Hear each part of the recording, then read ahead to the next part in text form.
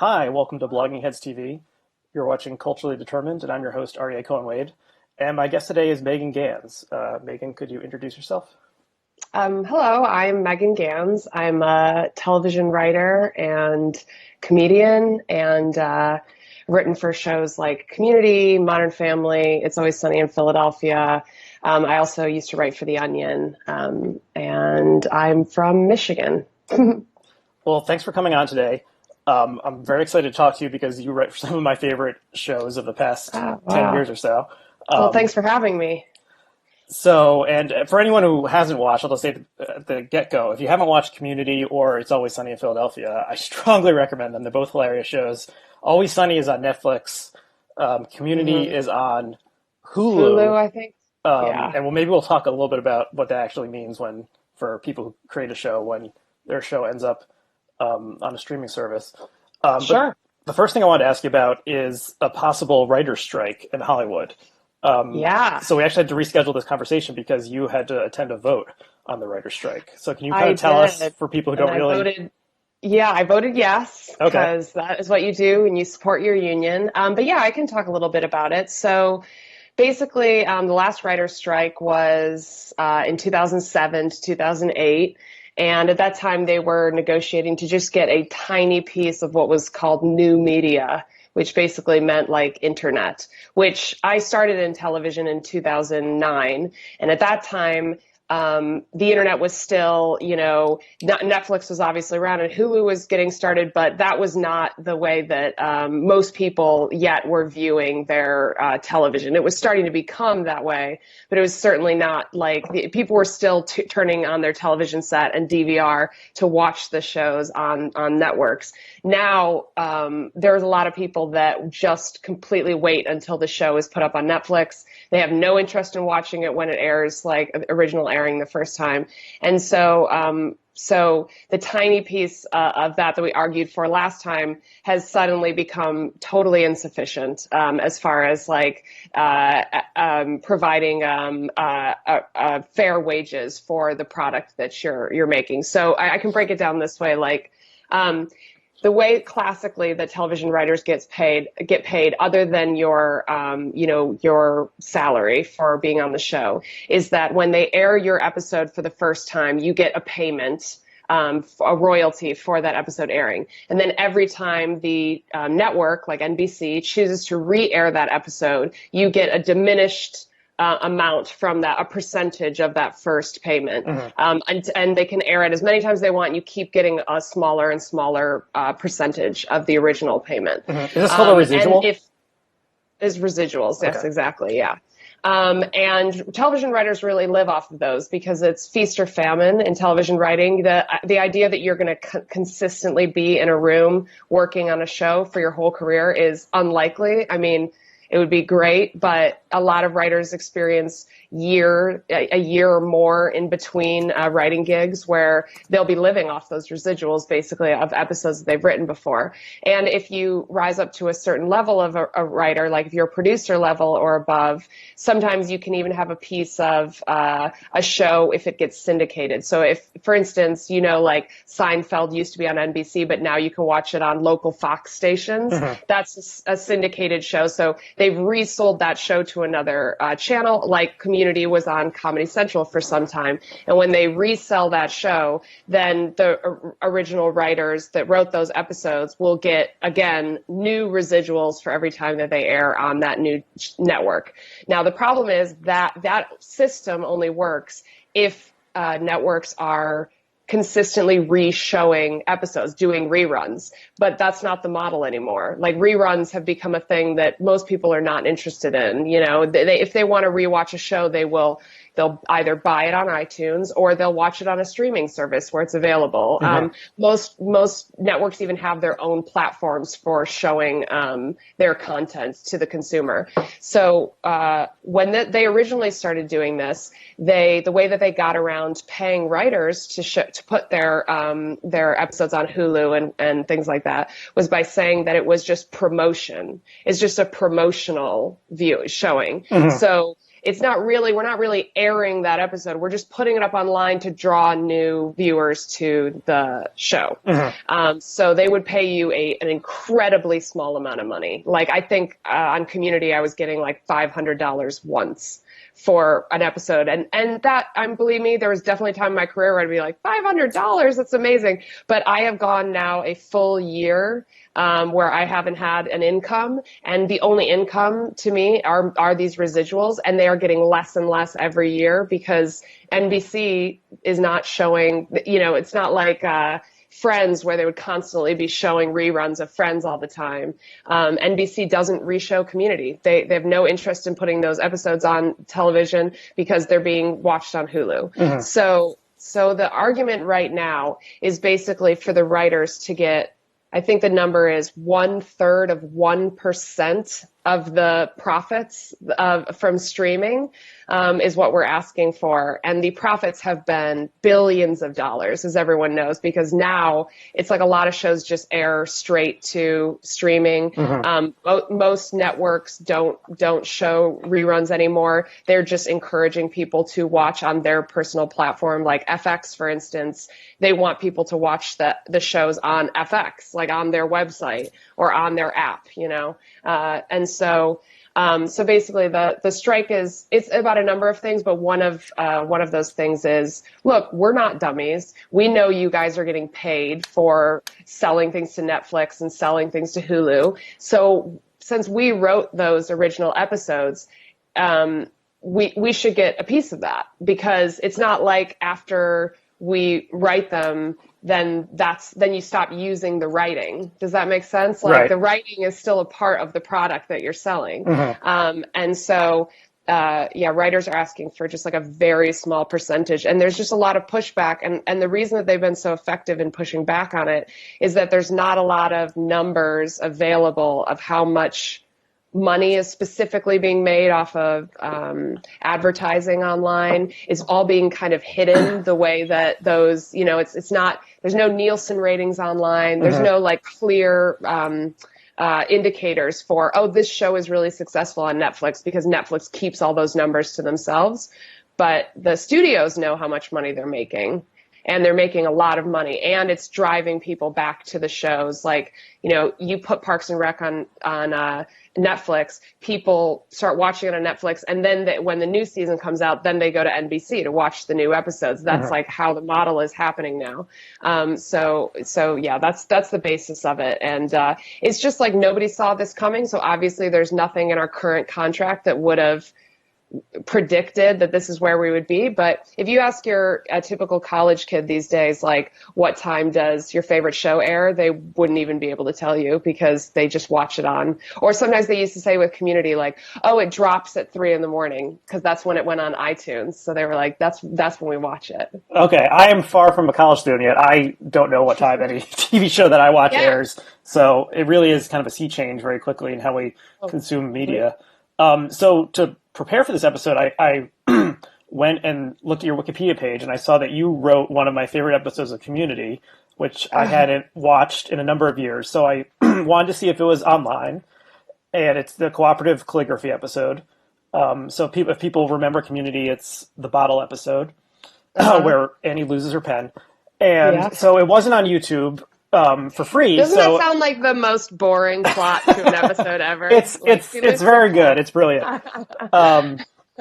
So it wasn't on YouTube for free, but it was on YouTube for $1.99. And I've never bought something from YouTube before, but I wanted to watch this, so I paid $1.99. So do you see some portion of that, like a third of a cent, or do you don't see anything from that? Nothing. Okay.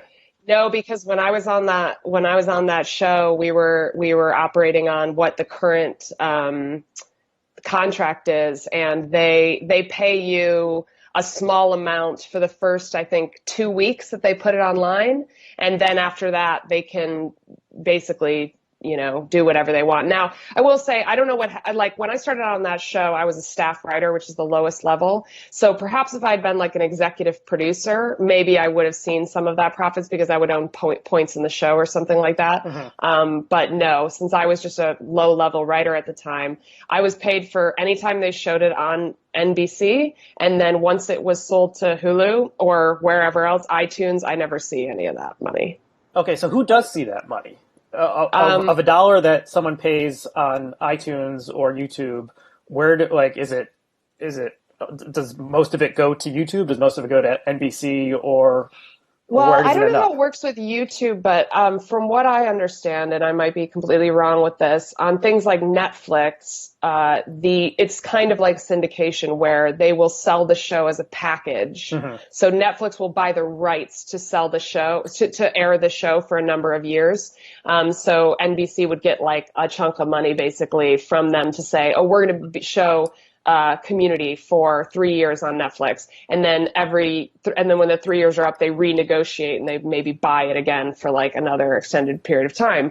But the people that would see that money are the studios and anyone who owns a piece of the show. So it would be the creators, the executive producers, people that are like at the highest ranking levels. All of the rank and file staff writers, we don't see any of that at all. Yeah.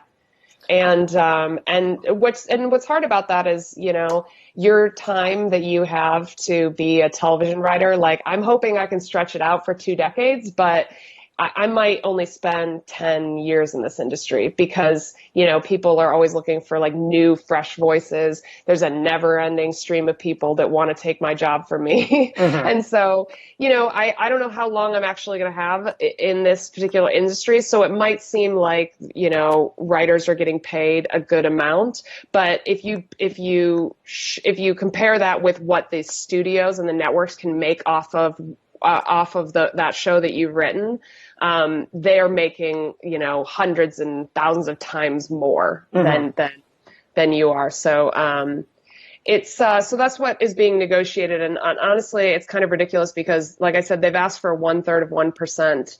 And the return offer was like, okay, we'll pay you 0.0 or 0.25 of 1%. So it's like we're saying 1/3 of 1%, and they're going, no, 1/4. And we're like, really? Like. Okay. So what do you think is going to happen? Do you think they'll meet in the middle, or do you think there will be another strike? You know what? Your guess is as good as mine. Like, what's happening right now is that the negotiations have stopped. We voted. So starting, I think, Wednesday night, they opened the voting. So hopefully everyone will vote yes. And then the union then will go back into the negotiating room. The deadline is May 1st. So if they haven't reached a negotiation by May 1st, we strike. We walk out. I mean, I'm not going to walk out because I'm working from home, so I'll probably just stay in my office.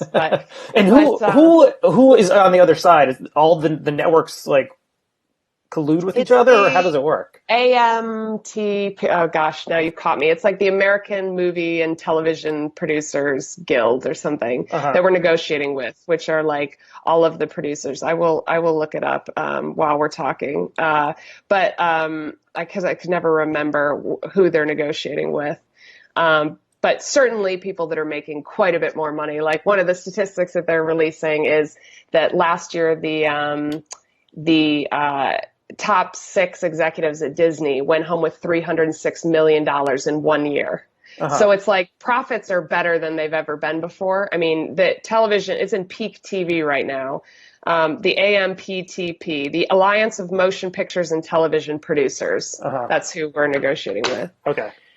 And so, yeah, the profits are better than ever. I mean, people are watching more TV. There's more TV on air. But the other thing that's happening is orders are getting cut. So whereas a typical network show like Friends or Seinfeld would have 20 some episodes a season, now a lot of shows, even on networks, are doing 13 episode seasons. And the problem with that is that writers are signing contracts for 3 seasons worth, that they're locked into a show, exclusive to a show for 3 seasons. Now, that used to work when you worked 9 months out of the year and you had a couple months off and then you went back to your job. But now you might only work for 2-3 months out of a year, and then you can't get another job until that particular show comes back. So writers are being forced to not work in between shows so that they could be held for a particular show when that show comes back. Okay. And sometimes the shows are really cool about it and they'll be like, oh, you can go work in secondary position. But sometimes they'll be like, no, we own you, basically. And so that's really tough. It makes it very difficult for writers to make a full year's salary. So the last time there was a writer's strike, the main things that I remember from it were that the late night shows like Letterman and Conan stopped having skits and opening monologues. Yeah. And they showed a lot of reruns of late night shows. Yeah. Right. And also it affected Heroes, which is what everyone remembers, I feel like. Well, I remember, although actually I did watch it on Netflix, Friday Night Lights had its very bad second season shortened, and they dropped some ill-considered plot lines, and then it came back better than ever. So we're kind of in a different media environment, which is what the strike is about, than 10 years ago. Do you think, like, if there's a strike again, will creators move to working online during the period where they're not working? Would that be possible? No, because all of those shows, I'm pretty sure that if you write a show for Netflix, it's still part of the Writers Guild. It's still a guild show. I'm fairly sure. I haven't personally worked for Amazon or Netflix, but I think all of those still go through the Writers Guild. So no, you couldn't do that. Or movies either. You can't do writing for features. I think what usually happens is that people write pilots for themselves. They work on like personal projects. They get things ready to pitch. And then when the writer's strike is done, then everyone's like, oh, I suddenly have all this material that I totally wasn't working on during the strike. But the point of the matter is, it's not that you're not supposed to be writing. The point is that you're not supposed to be working for producers, because if they're not going to give us what we want, then we're not going to write their show. And so that's why a lot of those, like, they'll start to be a lot more like reality shows. Animated shows are okay because that's a separate guild, animated shows. So if you were writing for an animated show like The Simpsons, I think you can still keep doing that. I don't know that that's a writers guild. But would there be a flourishing of like Vine videos and like things that are just put up on YouTube? Like, is Twitter going to get a lot funnier? Like, what do you think? Like, what do you think is going to happen? Yeah, I feel like definitely Twitter, people are going to like be on that a lot more. I think that, I don't know, maybe people will look into other mediums. My husband and I are planning, if the writer's strike happens, we're going to write a kid's book, because we've got an idea for one, and so we can work on that.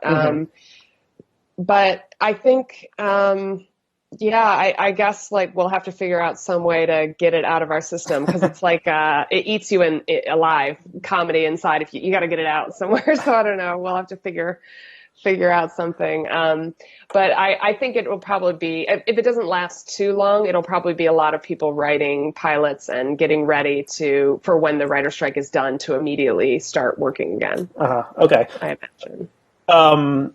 So why don't we go back in time a little bit? How did you get started in writing comedy and writing for TV shows? Well, I started being interested in comedy when I was like 13, and my mom got me one of the Onion's books, like their compendium books. And I read that and I was like, oh my God, this is the funniest thing I've ever seen in my life, because it was so boring in a way. It was so, comedy, I'd only always seen it on SNL and on Letterman, and I love these things. And my dad used to show me Marx Brothers when I was growing up and things like that. But they were always so like in your face with comedy. And The Onion was this thing that almost kind of punished you to read it. Like Our Dumb Century was hard to, I mean, the print was so tiny. And so I just loved how dry it was, and how it wasn't begging for you to be interested. It just sort of, was what it was. And so I was obsessed with that. And so I really wanted to be an Onion writer. And that was like my goal. So when I went to college, I wanted to be a journalism major because I thought that would help. But I went to the University of Michigan, and because I wasn't a good journalist and didn't do my research, I didn't know that they didn't have a journalism program there. So my first day of school, they were like, "Oh no, we don't have journalism." I was like, "Oh, okay, well, English literature then." And so that's what I did. But I didn't really think about writing for television at all when I was younger. I don't think that I knew that that was a thing that you could do. I think I never thought about it that much, but I think that in the back of my mind, I must have thought that the actors just kind of wrote their own stuff or Uh-huh. something. I don't Uh-huh. know. I didn't know how that would work, and it certainly didn't seem like something a woman was doing. You know, like anytime I remember this scene on The Simpsons of a writer's room, and it was just four guys, and I think it was this thing where they're like, it's about the Poochie episode, and they're coming in and going, come up with a name for him, like something like Poochie, but not that. And then they leave, and the guys all go, everybody okay with Poochie? And that was like, but that was like one of the first times I thought, oh, that's what a writer's room is. It's And like four everyone who writes guys for like, Itchy and Scratchy went to Harvard. yeah, exactly. Yeah, which that is actually true about writers' rooms. There's a lot of Harvard grads. Uh-huh. That is the one thing that's been true. But yeah, so I guess I just didn't think about television writing that much. But when I was at school at the University of Michigan, I wrote for this satirical newspaper called the Michigan Every 3 Weekly. And it was sort of our version, our campus version of The Onion. And my senior year, The Onion sent an email to a number of college satirical magazines like ours, and basically was they had just started an internship program, a writing fellowship they were calling it, where is sort of an enhanced internship where you would get to learn how to be an Onion writer and have the chance to write some articles. So I applied to that by sending in a list of headlines and some small like news and briefs.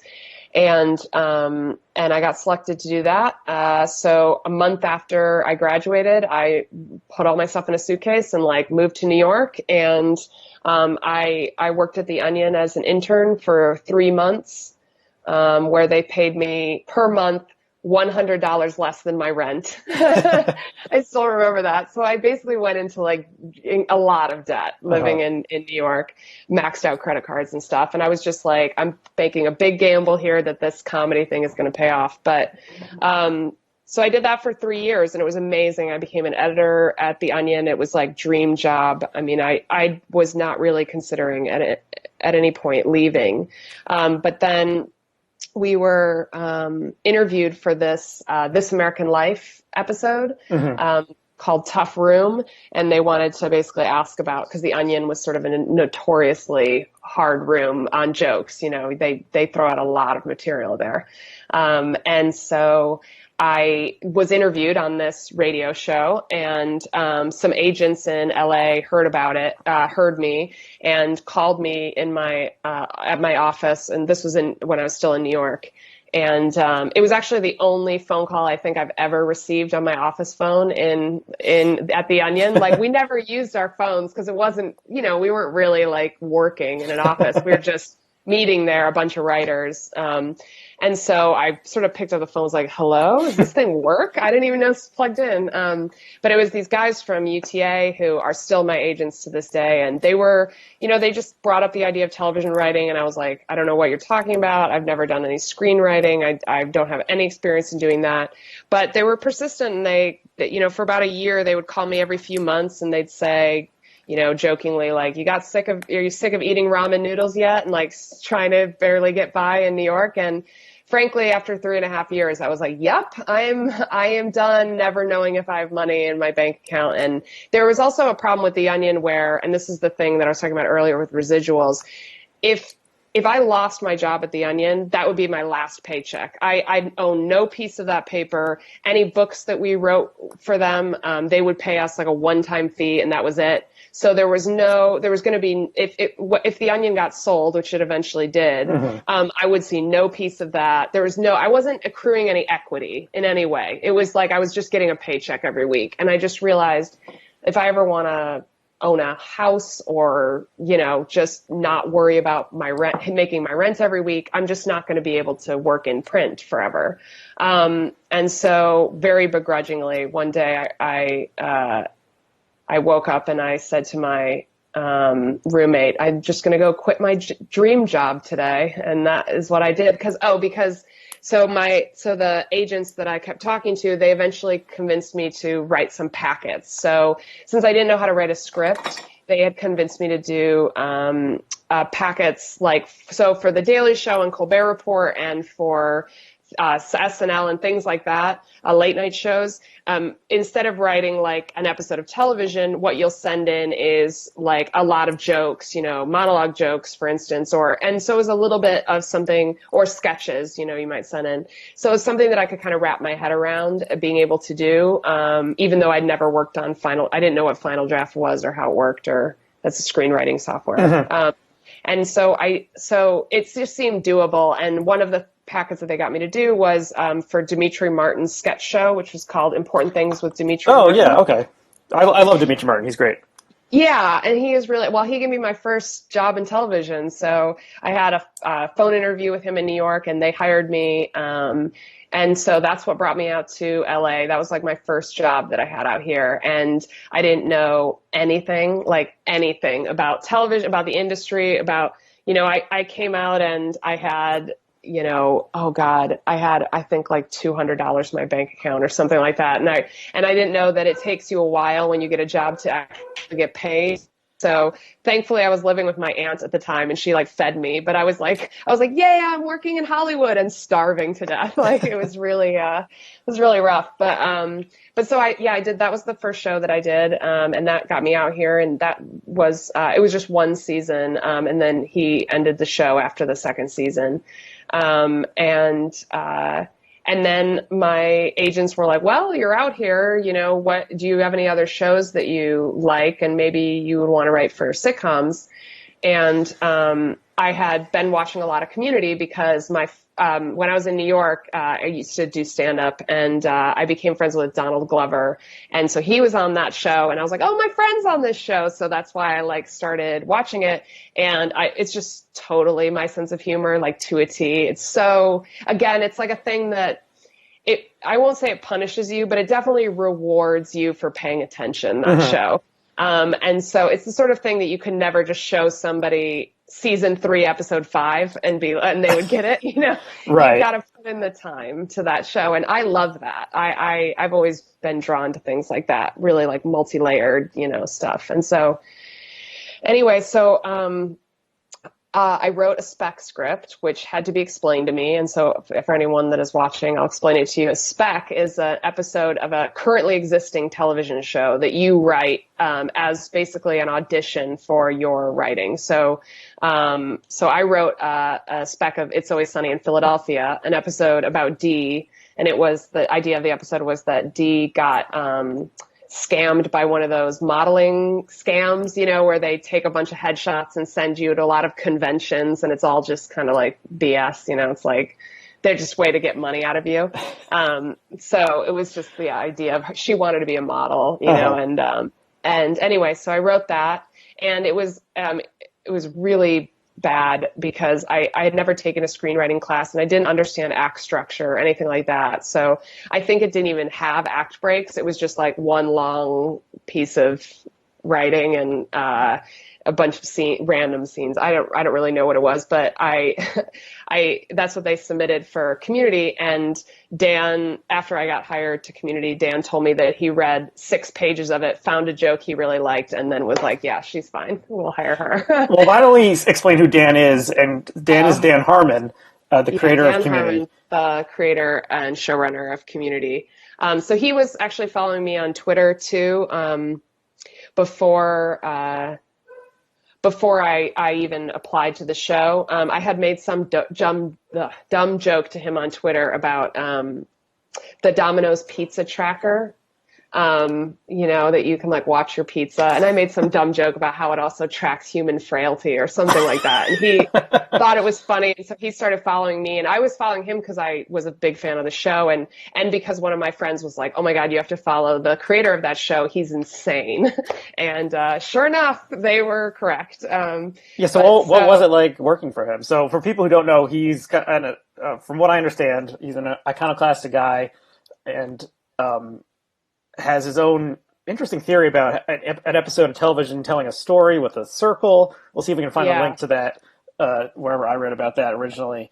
Yeah, And then that was actually the best part of that job was that I learned about the story circle and his method for writing story because it was like getting an intensive grad school education in screenwriting that I didn't have when I started that. I mean, I had no idea. I didn't even realize that act breaks have anything to do with commercial breaks. And the whole reason that you need to have something interesting happen at the end of an act is because you go to commercial and you want people to come back on the other side of the commercial. Now, that doesn't really exist anymore because nobody's watching television with commercial breaks. Often, you're watching it on Netflix. So the importance of act breaks is sort of diminished in this new format where, there's nobody is being distracted from the show. It's just playing like completely straight through. But his method for breaking down a story and making sure that you have real curvature to your acts, meaning that it's not like at the beginning of the act what's going to happen and at the end of the act that thing happens, because that's boring. People don't want things to happen that they expect to happen. They want what they expect to happen in a new or interesting way that they didn't expect, So if they think the hero is going to beat the monster, he can't just beat him. He has to beat him using the hero's vulnerability or something that you never would have thought would beat that monster before. If he's been told the whole time, the only way you can it all comes back to Die Hard. Everyone's like always easiest to describe like by using Die Hard, but in Die Hard, he's such a stubborn cop in the beginning, and his stubbornness is like causing problems in his marriage. And then he can't even like during the hostage situation, he breaks free and he's causing problems for all the terrorists, and he's being real like strongman John McClane. And then he has this moment in the bathroom where he's pulling glass out of his feet and he's talking to the guy on the cop that's on the outside that he's talking with. Reginald And he Val Johnson, said, I believe. yes, thank you. And he says, my wife's heard me say I love you a million times, but she's never heard me say I'm sorry. And then he becomes stronger because he's vulnerable. So in a weird way, once he gives up his stubbornness, he's a more kick-ass hero, because then when he goes, spoiler alert, when he comes up to Hans Gruber, not like anybody hasn't seen Die Hard, when he comes up at the end, Hans Gruber, he's got this big machine gun that he's been, that John McClane's been using the whole movie, and is like, this is the supreme sign of my masculinity, and no bullets left. Oh, well, I'll throw that away. And he seems like completely vulnerable. He doesn't even have a shirt on, right? He's just completely exposed, but in that way, he disarms the bad guy, because the bad guy now is not expecting, what he's about to get. And that's what allows him to reach back and grab the very gun that he brought into, at the very beginning. The little tiny cop gun that he has is like one bullet inside of it.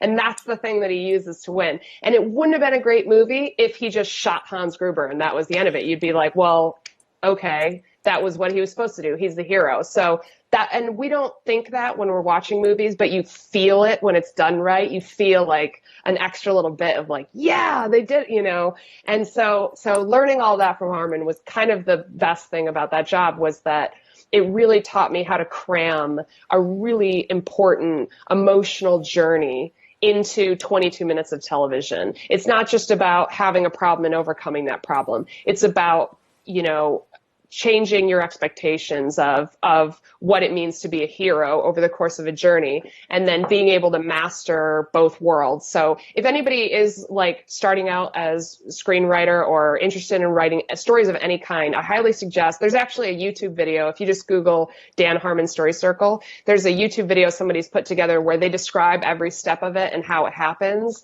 And you can apply it to almost every great movie you've ever seen. And that's not to say this is the only way to write stories, but it gives you a model that you can start talking about, and then you can deviate away from that model as you need. But it just gives you a place to start out with. And if you don't hit these major points, probably your story isn't going to be all that fulfilling.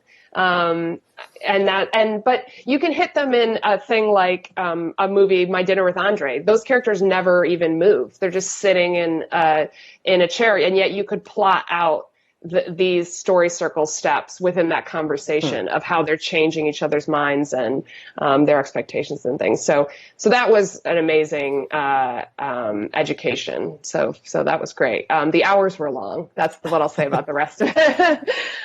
So uh, the one of the things that was so great about Community was each episode you never knew what was gonna like each episode was totally different tonally, how it and how it looked on the screen. Change genres. Yeah, and there were a lot of genre parodies. So the episode I referenced before was a homage to or a parody of a bottle episode, which is a classic sitcom trope where the characters are stuck in one place, like this Seinfeld episode where they're waiting for the Chinese restaurant.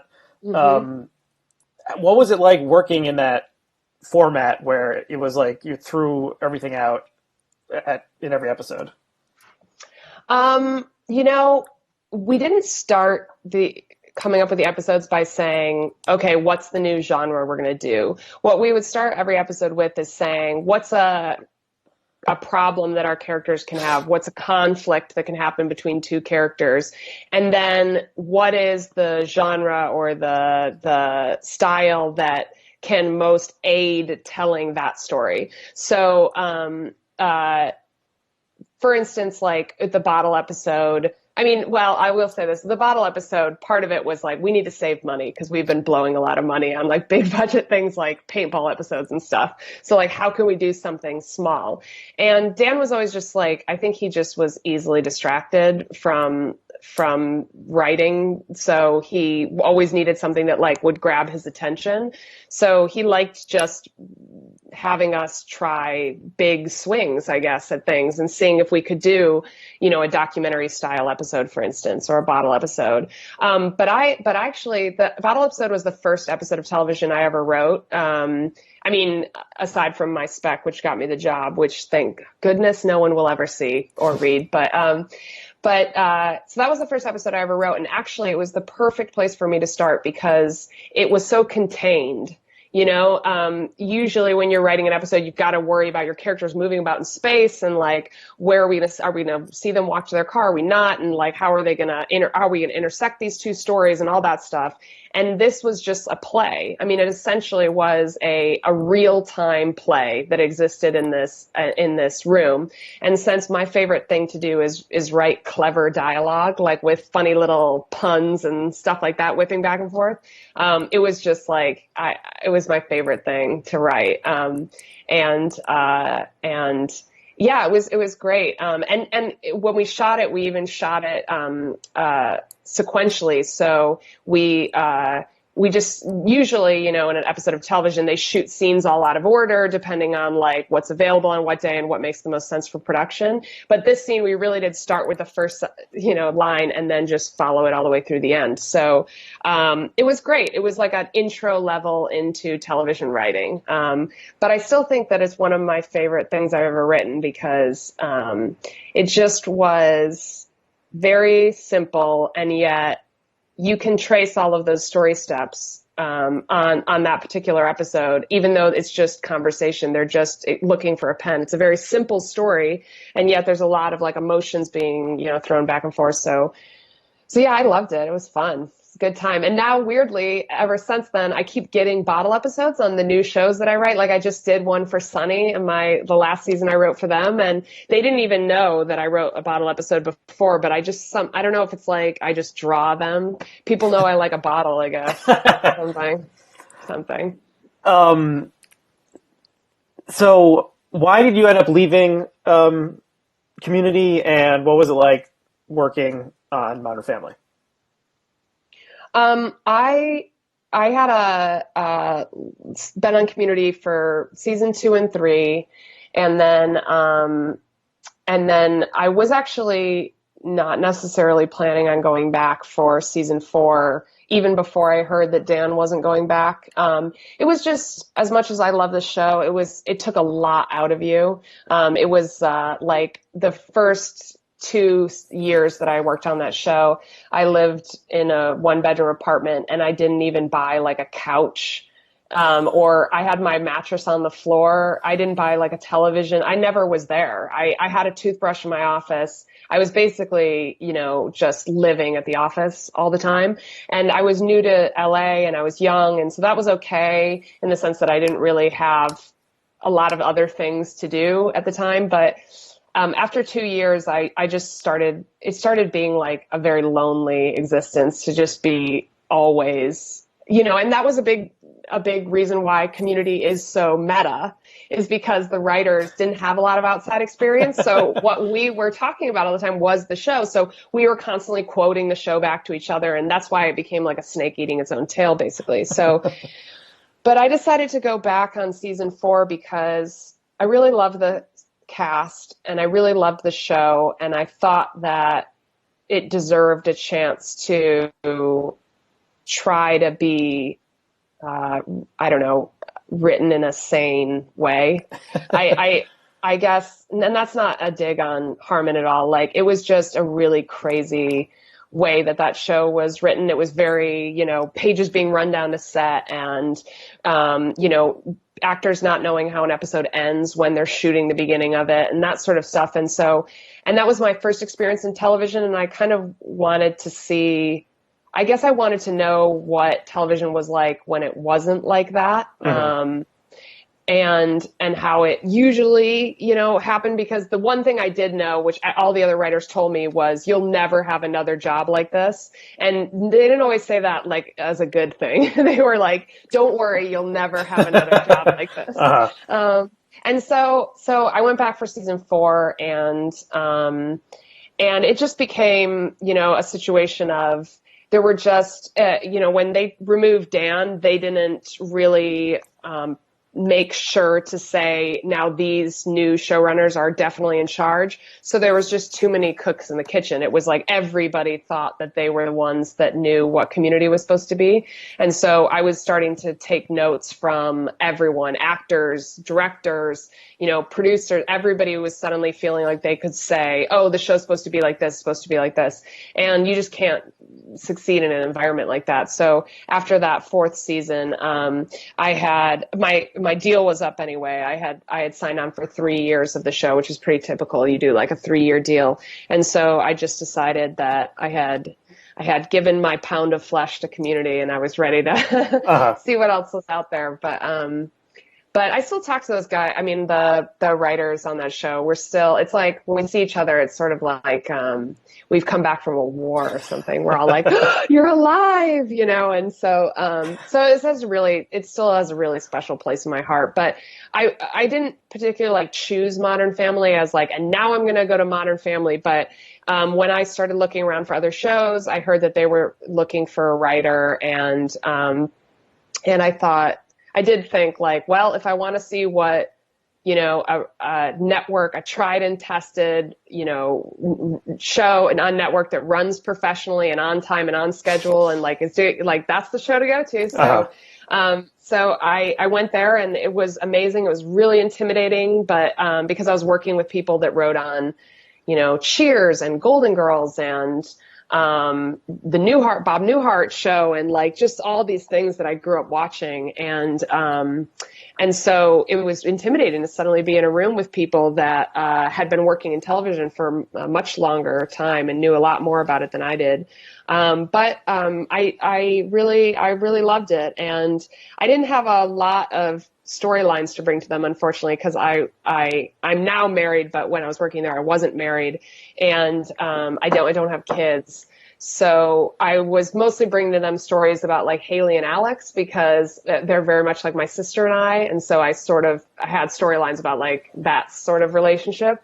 But in general, I was there for 2.5 years, and I guess I just personally always felt like I wasn't the best writer for them, even though they seemed very happy with what I was doing. I just always kind of felt like I'm not waking up in the middle of the night with story ideas like I was on Community, just constantly thinking about it and coming up with stuff. It was a little bit more of a stretch for me, but it was great because, like I said, it was amazing to watch something always run on schedule. You know, people just like show up, they start working. When they say they're going to start working, they stop working at, you know, the end of the day. And you're just expected to have things in. Like Community, it was, you know, I mean, it was a lot of, hey, it's 7 a.m. So why don't we take an hour break and then we'll come back at 8 and we'll start working again. You know, Uh-huh. it was that. And so, yeah, it was just like polar opposites that I got to experience, like right one after the other. And so, yeah, it was both of them were really great experiences, just in totally different ways. Um, why don't we talk about Always Sunny? So this is kind of a cult show. I only came to it on because of Netflix, and I don't have cable, so I've never actually watched it as it airs. How would you describe the show for someone who's never seen it before? Yeah, it's a show about a group of assholes that own a bar in, can I say that? Are you allowed Yeah, oh sure, swearing? go for it. Who own a bar in Philadelphia. And basically that's what the show is about. It's about like there is, you know, Dee and Dennis are brother and sister, and their dad is Danny DeVito's character Frank. But that doesn't really, I mean, have anything to do. It's just a lot of times like they just take a topic uh, like the gas crisis, and they'll be like, what would a group of assholes do to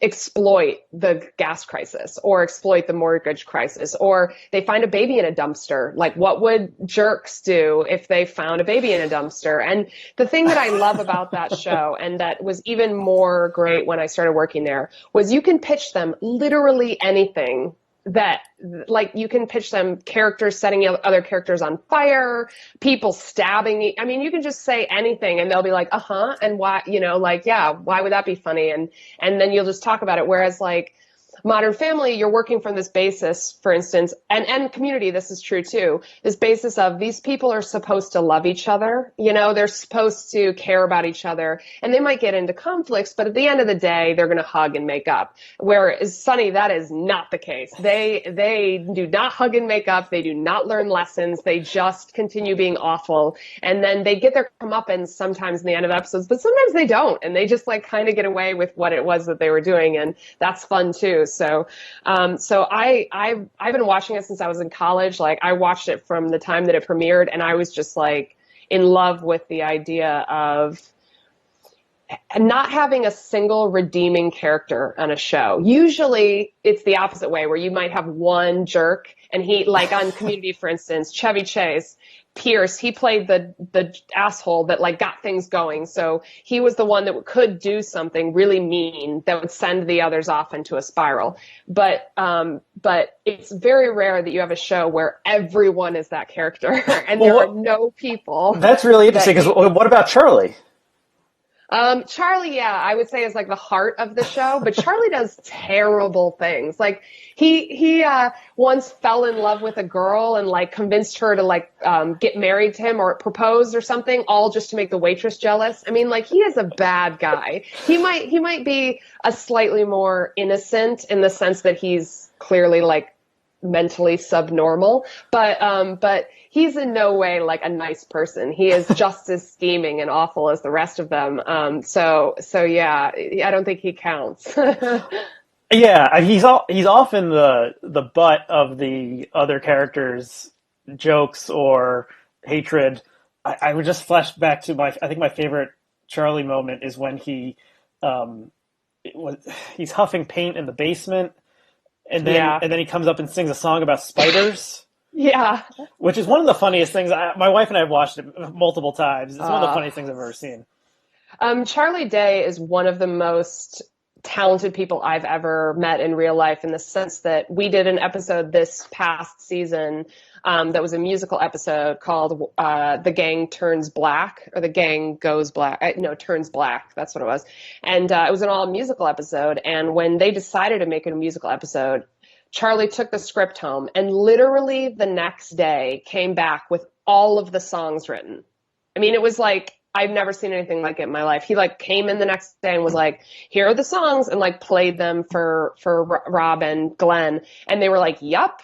And that was it. He just wrote all the songs in like one day, and they're so fantastic. And he sort of reminds me of like sort of Tom Waits. He's got this real like storyteller, raspy, like dark. I mean, that thing you're talking about, the spiders, is so funny because earlier in that episode he composes a really great song for the bar that's really charming and like, oh, this is great. And then he huffs so much paint that I know it's fantastic, but yeah, I mean, those guys they're crazy, and writing for that show is amazing because if you hit upon an idea that they liked, like a story moment or beat, they would just go off improvising about it, and it was like you're watching the show happen in front of your face. I mean, the writers' assistants were trying to type down the things they said like so frantically because the guys are just so aware of those characters. They just know who those guys are. So if you give them a little nugget of something they like, they just run off with it, and all of a sudden you've got like 5 minutes of gold, and you're like, I've never seen that happen before. I mean, it was, and I was such a crazy fan of that show when I started working there that I remember like 2 weeks in, I corrected someone on like one of the guys on like on some trivia thing about the show, and they were like, "We get it, you like the show. Calm down." Yeah, we wrote it, so don't act like you know more about it than we do. But yeah, yeah, gosh, they're just like they're phenomenal. I hope that show goes on for a million years. Yeah, so it's on season 12, is that right? And they bought 2 more seasons, so Wow. technically we'll do a 13 and 14. So that's like extraordinary for a live action show. Do you have any idea about why this show has managed to stay alive when it's such a cult thing and the characters are so unlikable and Well, I'll tell you, I have a couple theories as to why that is. One, there's no kids on the show, and kids are really hard to like age up. I feel like, and it makes a show. Not that the actors have a hard time being good in their like the Modern Family actors. They lucked out because those actors are still amazing to this day. But the problem is, it makes you feel the age of the show. It doesn't have a timelessness because if you see an episode from season 8, you know it's not an episode from season 1. Whereas like on The Simpsons, for instance, you might not know, I mean, now you would be able to compare from the very beginning and things like that, but you might not know immediately in looking at it that anything has changed. And I think it's my just personal opinion that the reason that people love television shows is that they want to feel like there is a place that they can go that's the same all the time, that never changes, that is always going to be there and welcoming to them and fun and funny and light. And that they don't actually, I don't believe, especially with comedies, I don't believe that people want characters that grow and change. I think they want the same old jerk that they fell in love with to keep on keeping on being a jerk. I mean, when they tune into Cheers, they don't want Norm to suddenly stop drinking beer. They want him to be doing the same thing they saw him do last week with just a tiny little bit difference because I think life is so full of inconsistencies and change and scary new things that I think we turn to television to be like a permanence, and that's why people stick with shows for 12, 13 years, because they want to feel like that safe place is there. So I think they want to go somewhere where everyone knows your name. Everyone knows their name. Exactly. I mean, yeah. And Golden Girls, thank you for being a friend, where travel down the road and back again. Like it's not about movement. It's about familiarity, So, I think what Sunny's really nailed is that those characters never shift, not one little bit of like who they are and what they're doing. They're just the same, and it's almost not even serialized. Like they definitely carry some things through from one, season to another, but you can kind of watch the episodes out of order. Like it's not even really like they're building necessarily to anything. Although that being said, this year they did some things. Have you watched any of season 12 yet? I haven't yet, but I think it's coming on Netflix soon. Yeah, it should be. You'll see this year they break that mold a little bit in the sense that there are a few like major kind of moments, emotional moments for the characters, and it's a whole new world for them. But the fact that they managed to get through 12 seasons without doing one of those things is kind of incredible. I mean, even the season where Dee has a baby it didn't change the show at all. Like you Right. never hear about that baby. And that's always the death knell of shows. It's like, oh, characters had a baby. Now we got to deal with this baby all the time. But on Sunny, they just did this amazing thing where she just like handed it off to a couple gay guys and they were like, have fun. And then, oh no, it wasn't gay. It was Carmen, the tranny, and her life partner. That the two of them took the baby, and so, but like we haven't seen that baby at all. Like nobody cares about its well being. And Dee was just the jerk that she's. It's not like she became a mother and it suddenly softened her edges. She's like just as mean of awful as a person as she's always been. So Right. So this is for the super fans. I guess the exception to that is Cricket, yeah, who is he's definitely gone through some changes. how do you deal with that character versus the other characters? Oh man, well, first of all, he's not a central, like he's not one of the main, so I think that that's okay. But there is some permanence even to Cricket in that Cricket is always going downhill. It's always when you think that Cricket has gone downhill enough and he's going to stop going downhill, they like burn his eye out or he's got burns over half his body. And This is for people who don't know. This is a comedy that we're talking about. yeah, there's always some new low. And the funny thing now that I've been on the show, the interesting thing is, so that guy, David Hornsby, that plays Cricket, he's a phenomenal writer, really funny guy. And he came on to the show. He's friends with them in the beginning, and he came on as a writer in the beginning. And there was no plans to make that character go through that transformation. So I don't know if they just find it funny to torture a friend of theirs in every episode to like have something more and more awful happen to him. But it's kind of it's hilarious to me that they're really good friends with him, and that yet they keep making him do these just like weird, repulsive. Like he's always talking about dogs having sex with his neck wounds and stuff. It's like awful, the stuff they make him do. They've like had episodes where they spit in his face, like real spit in his face, and I mean, it's just funny. But he's really great. I mean, if you're an actor, I think that's the role you dream of, is to be so wild and out there, to not like, who would want to be a priest that just shows up every once in a while and is like, now kids, stop having fun. Like you want to be the guy that's like talking about having sex with dogs and stuff, I guess. I don't know. I'm not an actor, but Okay, well, you're making me excited to watch season 12 of Always Sunny when it eventually hits Netflix. So we're probably coming towards the end of our time, but I have a couple more questions I want to ask. Do you, okay. I mean, Always Sunny, it is kind of like, when you compare it to The Simpsons, it's interesting because it is almost like a live action cartoon in the way the characters don't change and the absurd things they do. Yeah, and you don't deal with the repercussions of their actions. Like if in the end of the episode they're getting arrested, you just that's just happened off screen and you just never go back. You know what I mean? They can get them in really bad trouble. Like Dee gets set on fire in an episode and then they just move past it. I mean, it's not like now her character is a person that has been set on fire. It's like South Park where they kill Kenny every episode and somehow he's there the next episode. Right. It's like, will the real world and the fact that we are in Trump's America affect the gang on Always Sunny at all?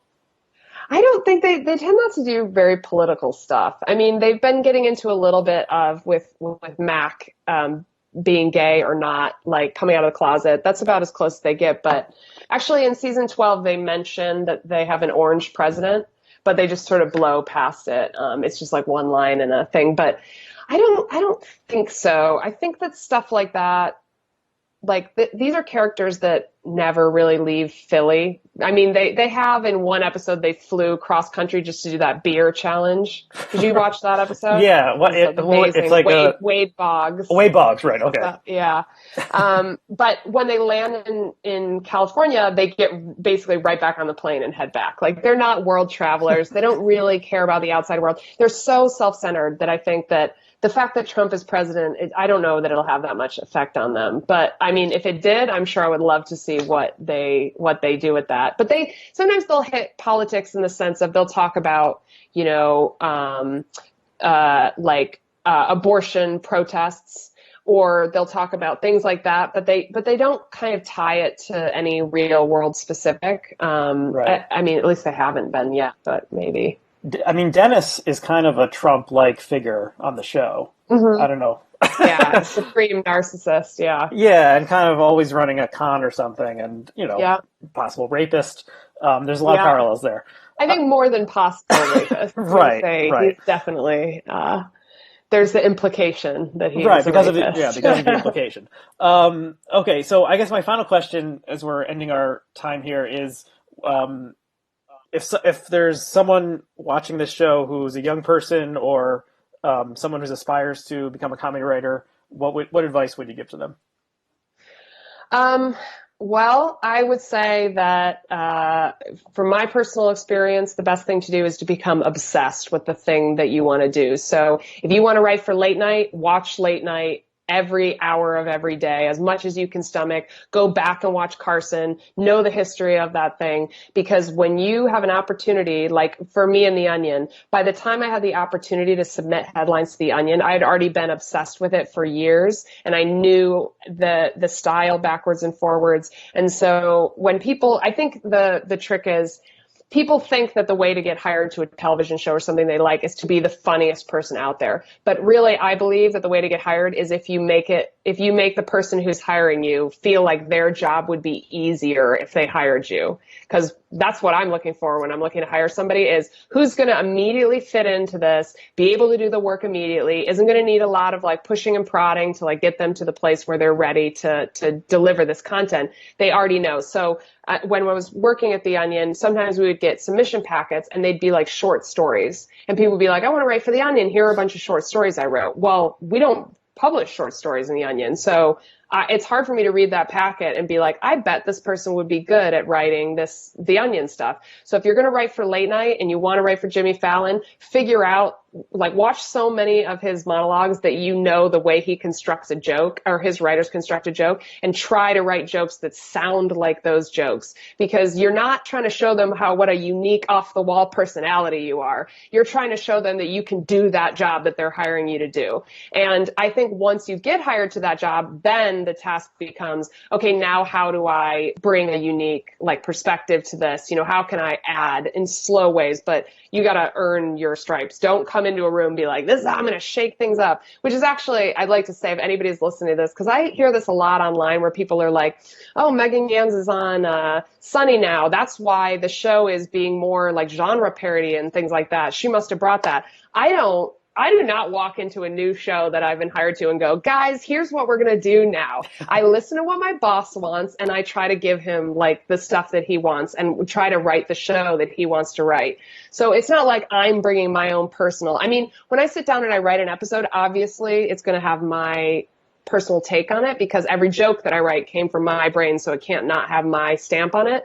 But it is not the sort of thing where you get hired to a show and then it's like the Megan Ganz show and I'm giving them like my own personal perspective. It's a job just like anything else, and you have to prove that you can do it. So my thing would be figure out what it is that you like the most. And I also think going after something, if you're a comedian, go after something that makes you laugh, because you're more likely to be able to deliver content that makes you laugh than to deliver something that somebody else thinks is funny, but you really don't find that funny, and you're trying to write for somebody else's sense of humor. Do you know what I mean? Mm-hmm. And once you get hired, you want to be good at the job, obviously, because it's really difficult to get that first job. So I would say, like, involve yourself with shows, and if you want to join UCB or IO or any of these like comedy theaters, the Groundlings, find pockets of people that you find funny, that make you laugh, that have a similar sense of humor to you, and then dive in on that particular thing and try to be as knowledgeable about it as you possibly can.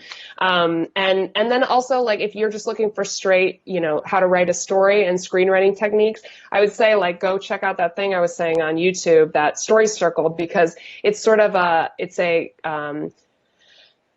it's a concentrated lesson in a much more difficult, there's a lot of story writing theory out there, Joseph Campbell and different people that have written volumes, big chunks, like huge books about this topic. And it's very hard to kind of wade through, but but Dan Harmon like broke it down into a really easily digestible idea. So I think if you're looking for like, how do I compose a story and what are act breaks and things like that, watch that YouTube video. It's pretty helpful. And also if you just Google it online, you can find a bunch of stuff that he's written about that topic. So yeah, that's what I would say. Yeah, be obsessed. uh, Great advice. I guess do have one more question. Sure. What's a show that's on right now that maybe people don't know about that you like, or you would recommend? Ooh. Well, I have a British husband, so I watch a lot of British shows. And one that I love that I've been really into for the past few years, but especially the first season of it, I think is just like amazing, is this show called Friday Night Dinner. It's a show about a Jewish family, and every episode takes place on Friday night when they get together for Friday night dinner. And so it's a very small show in the sense that it basically just takes place around the dinner table. And it's these two brothers and their parents. They're kind of like kooky parents. And it is, I feel like it's written by this guy, Robert Popper, who's really, really talented and wrote for this show that probably nobody's heard called Look Around You with Peter Serafinowicz. It's like an old British show where they made like parodies of newsreels that they would show in school classrooms, like this is about germs, and it's like an old timey like Hmm. here's the bullfrog, it's jumping in the water, and like those sorts of the old things. They did like a parody of those, and they're so weird. It's like sort of has that Adult Swim feel of like what like a bunch of high people wrote this, and it's all like crazy. Uh-huh. But anyway, I was really into that show, and then I found out he was writing this new show, Friday Night Dinner, and it's just really great. It's like fantastic. And then I also recently, and this is not a new thing, but I recently watched The Comeback with Lisa Kudrow, Oh yeah, that's great. which is so great and so inside baseball. If you want to know what it feels like to like go through the process of television writing and like development, oh, I mean, it's just so spot on. It's like achingly painful. That and episodes I really love too for the same reason. Is it's like, wow, does that ever feel like what television is like? You know. So I think even if you were looking to be a television writer and you wanted to know what the industry is, I mean, that's pretty accurate. Those two shows. So like, I mean, it's not A always jaundiced view. ridiculous, but it is a lot of notes where you're getting notes and you're going, what? Like, why would you even think to give that note? It's so strange. So, yeah, those shows I've been watching lately and getting really into. But I gotta say, I don't watch a ton of comedies when I come home because it's sort of like if you worked at a pizza place all day, you wouldn't come home and eat pizza. Hmm. So I tend to watch like reality shows and a lot of murder, like true crime documentary type stuff when I get home because I need to switch off, you know? Okay, cool.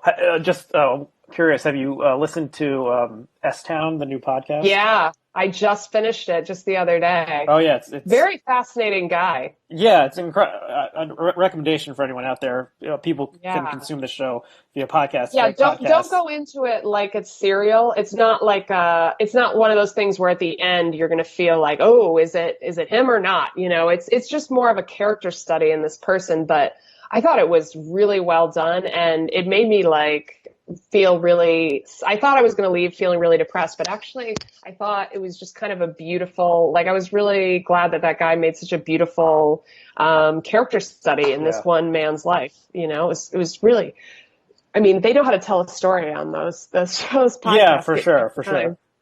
Yeah. Um, okay, well, thanks so much for coming on Blogging Heads and Culture Determined. Um, for all of our viewers and listeners out there, you can subscribe to the show in iTunes, and you can even leave a rating if you enjoyed this show, and that helps more people find the show and watch it and listen to it. So, Megan, thanks so much for coming on, and thanks to all of our viewers and listeners, and we'll see you again next time. Thank you.